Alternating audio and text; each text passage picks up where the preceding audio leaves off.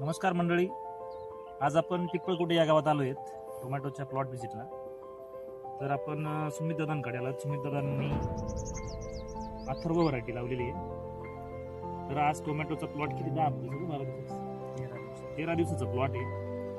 तर तुम्ही बघू शकता की कुठल्याही प्रकारची डम्पिंग झालेली नाही. याचं कारण असं की आपण 4थ्या दिवशी त्यांना GSP कंपनीचं PCT 410 आणि महाफीड कंपनीचं रेक्टरची ड्रेंचिंग दिलेली होती. तर याच्यामुळे फायदा असा होतो की मर कुठल्याच प्रकारचे होत नाही. रेक्टरमुळे स्टम्प चांगला होतो, मुळी चांगली येते आणि सकिंग पेस्टचा पण कुठलाही प्रकार नाही.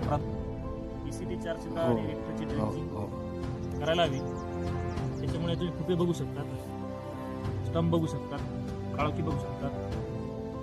तुम्ही दादा कसं काय वाटलं तुम्हाला PCTचे रिझल्ट? मर जर काही काहीच नाही. तर PCTचं उत्तम औषध आहे ते.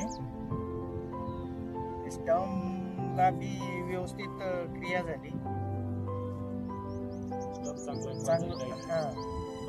फुटवा चांगला आहे.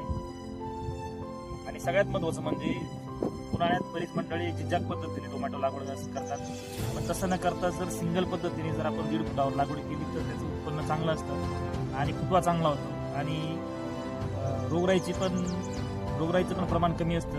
मुळी असो, गोळी असो.